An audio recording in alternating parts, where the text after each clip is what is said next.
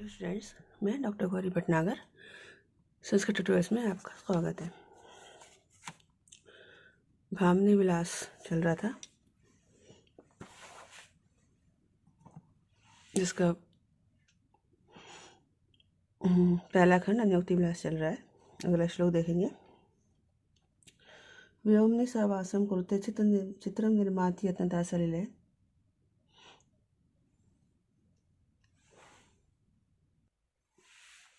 देखेंगे,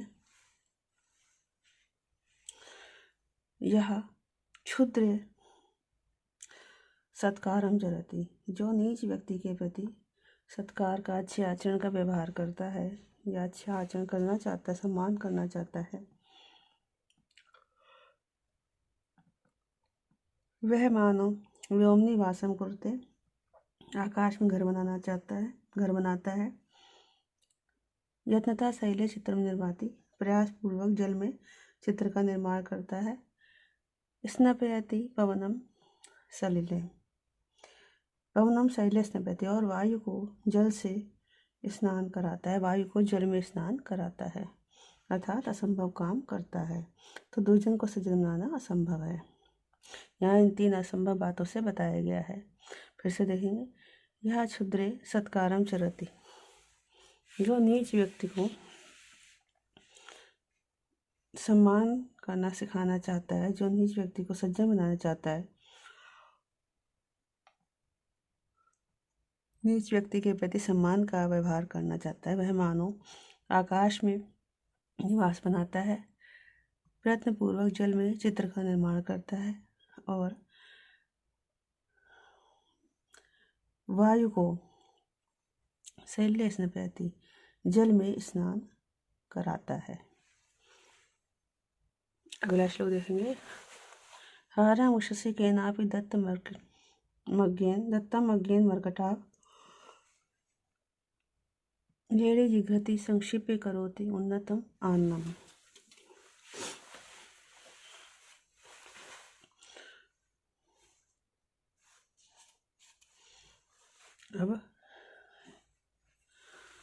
अब यहाँ पर है उन्नतम आसनम।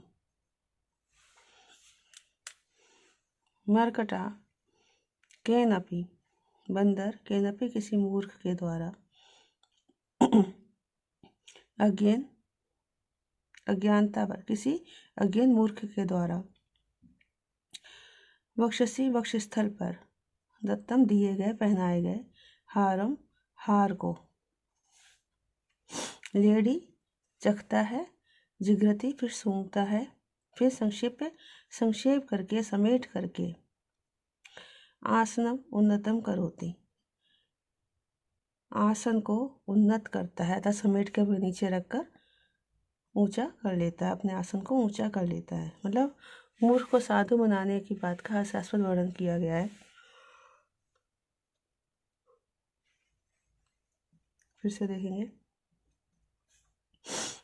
बंदर केनापि अज्ञेन, किसी मूर्ख के द्वारा, वक्ष स्थल पर, दत्तम पहनाए गए हार को, लेडी पहले चखता है, फिर जिघ्रति सूंघता है, फिर संक्षिप्य समेट कर, आसनम उन्नतम करोति, अपने आसन को, बैठने के स्थान को ऊंचा करता है, अतः समेट कर अपने नीचे रख लेता है। अगला श्लोक देखेंगे। मलिने अपि रागपूर्ण विकसितम नाम अल्प जल्पे अपि, त्वयि चपले अपि च सरसा भ्रमरा, कथम वा सरोनि तेजसी।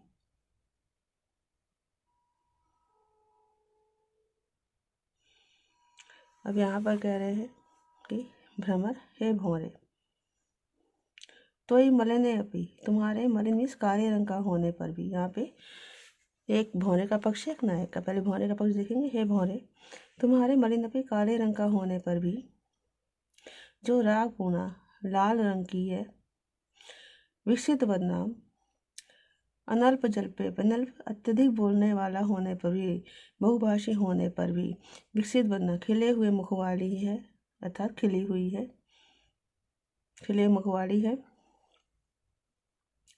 चपले अपि तुम्हारे चंचल होने पर भी, सरसाम जो रसपूर्ण है,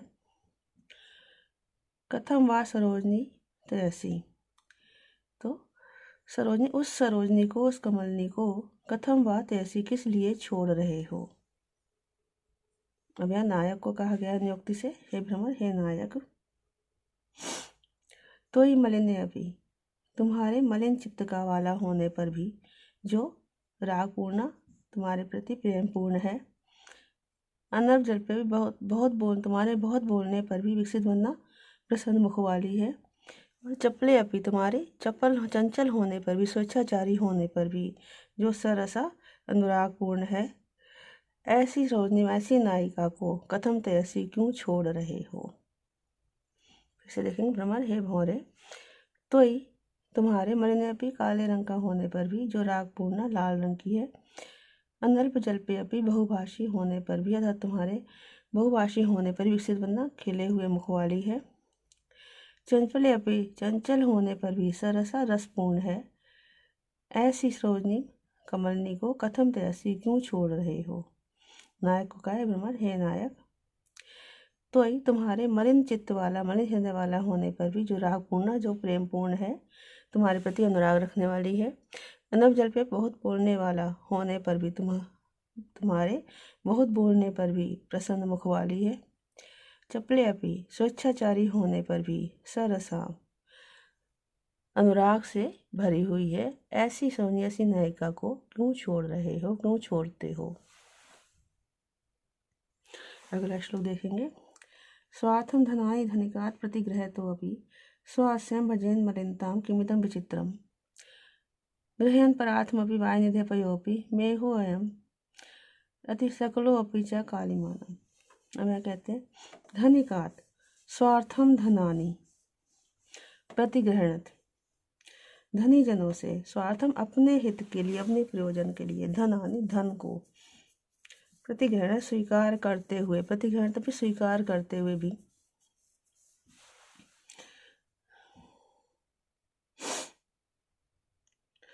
स्वास्यम, आस्यम मलिनताम,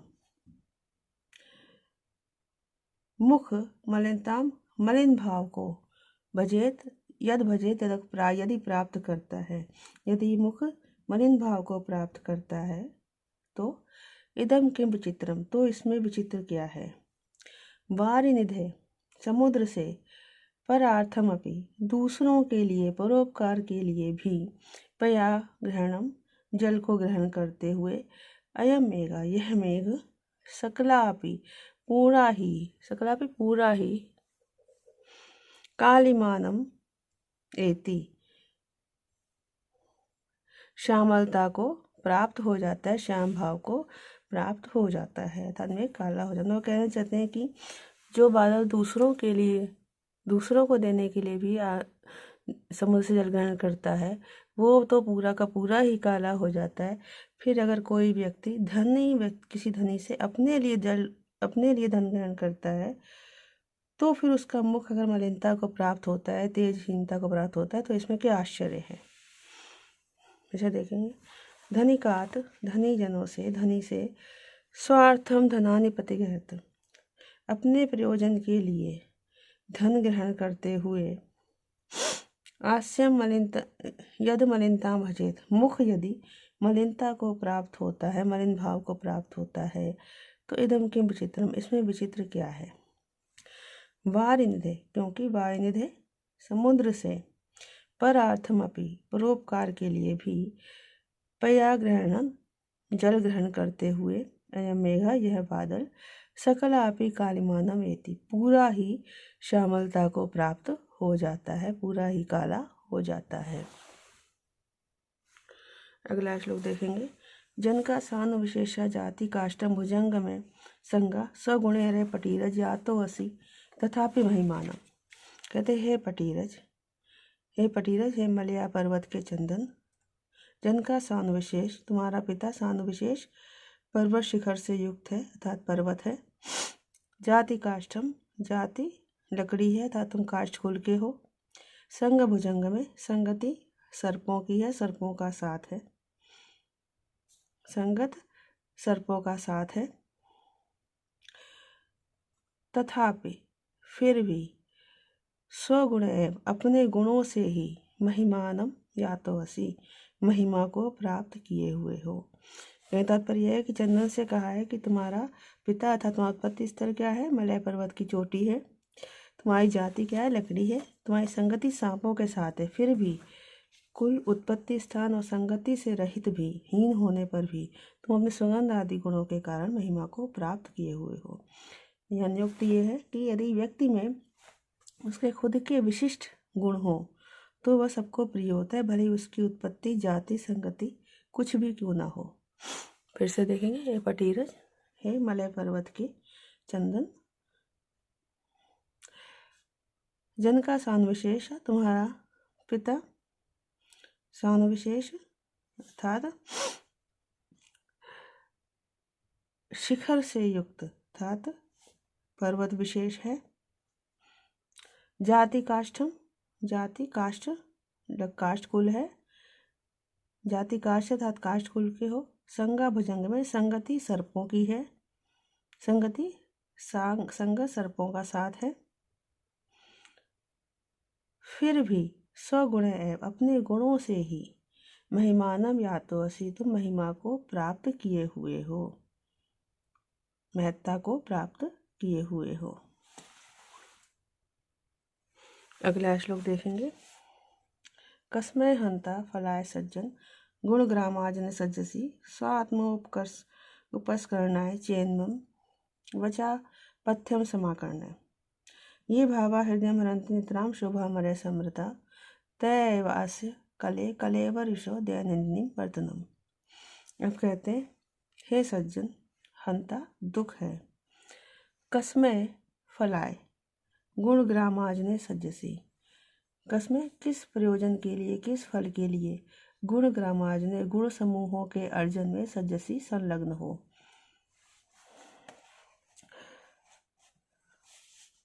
चेत यदि स्व आत्म उपस्करणाय, यदि अपने अपने हृदय को उपस्करणाय सुसंकृत करने के लिए हो तो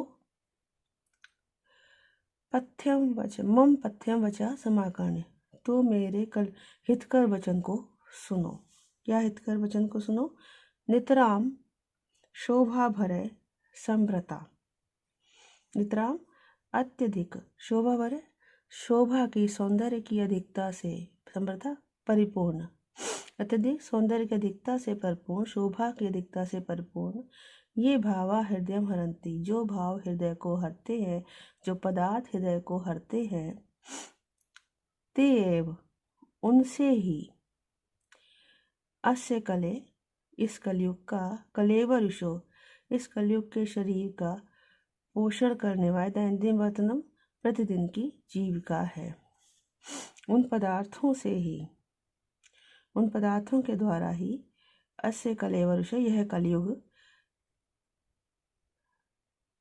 कले अस्य कले यह कलयुग, कलेवरुषो अपने शरीर को पुष्ट करके, दैनंदिन वर्तनम प्रतिदिन की जीविका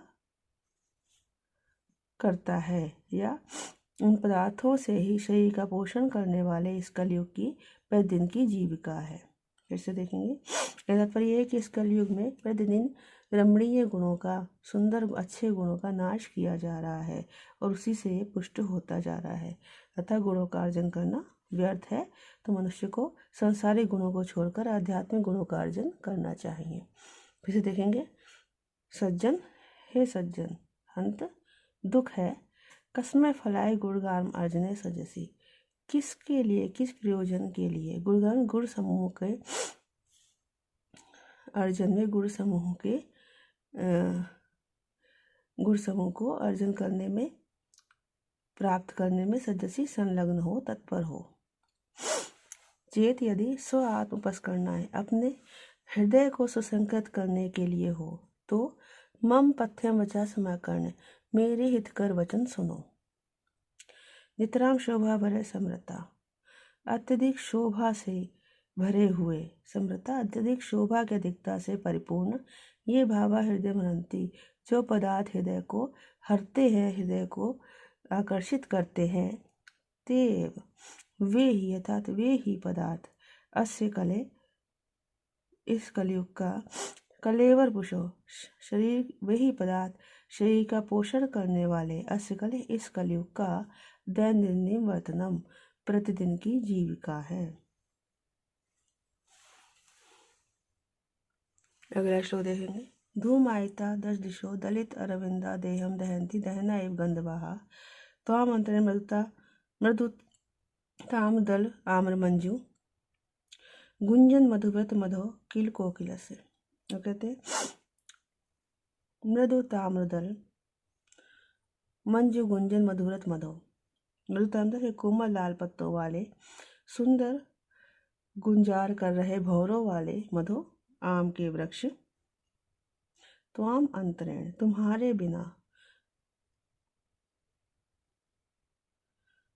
तुम्हारे बिना बसंत ऋतु में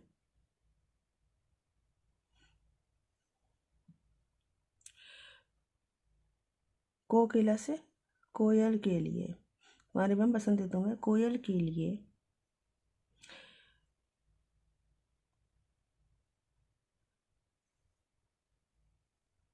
दलित अरविंदा खिले हुए कमलों से युक्त भी दशा दिशाएं दशो दिशाएं धूमायिता धुएं से परिपूर्ण जैसी हैं और गंधवा सुगंधित वायु दहना एव देहम दहंती अग्नि के समान शरीर को जला रही है।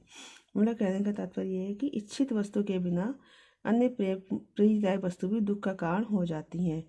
बसंत की दशों दिशाओं की शोभा आम की पत्तियों से और भौरों की गुंजार से है।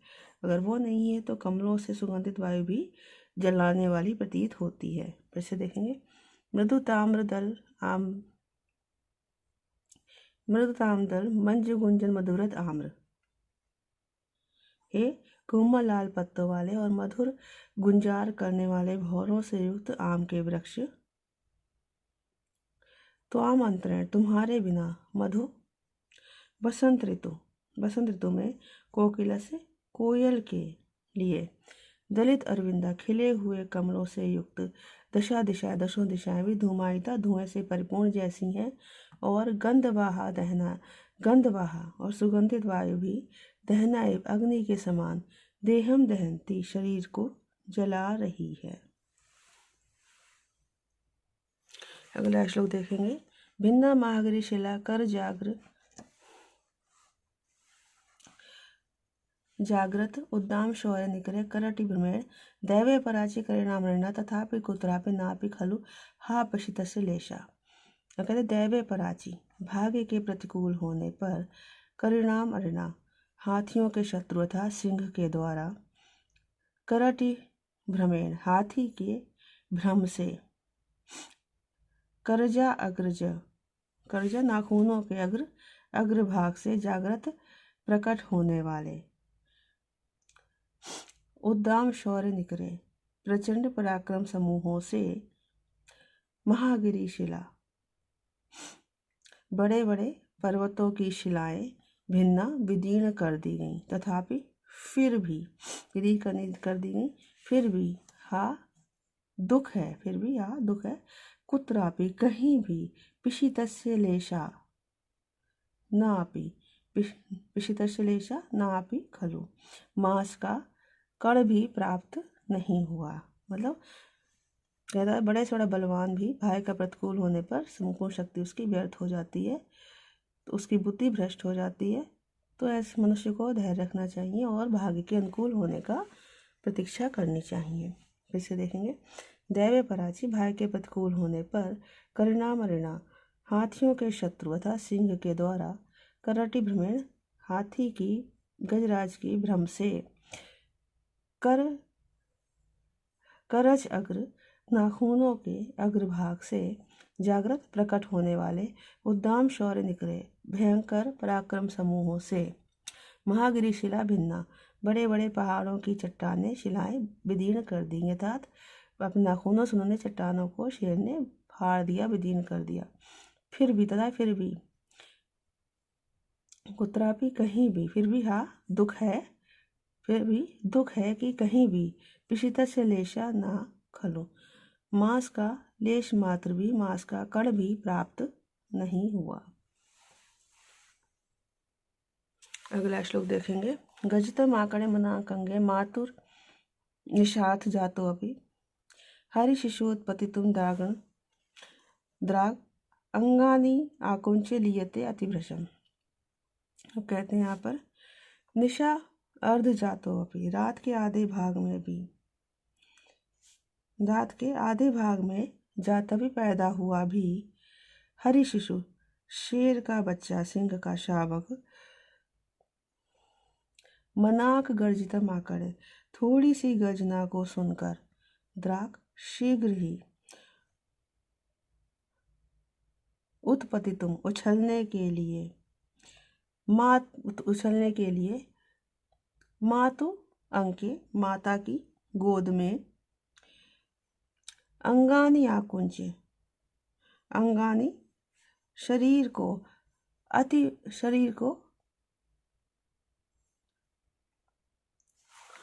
निवृत्तम अत्यधिक, आकुंचे सिकोड़ कर, लियते छिप सा रहा है।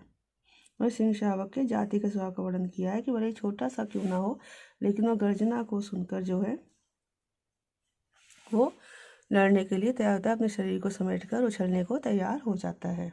फिर से देखेंगे। निशा आध जातो अपि, रात के आधे भाग में उत्पन्न हुआ भी, हरि शिशु सिंह का बच्चा, मना करतम आकर थोड़ी सी गर्जना को सुनकर, द्राग शीघ्र ही, मातु शीघ्र ही उत्पत्तितम उछलने के लिए, मातु अंके माता की गोद में, अंगानी निवृत्तम आकुंची शरीर अंगों को अत्यधिक सिकोड़ कर, लियते छिप सा रहा है। तो भामिनी विलास का नियुक्ति विलास यहाँ पर समाप्त होता है। अगले वीडियो में किसी अन्य पुस्तक के साथ फिर नई पुस्तक शुरुआत करेंगे। तो इस वीडियो में इतना ही। साथ बने रहने के लिए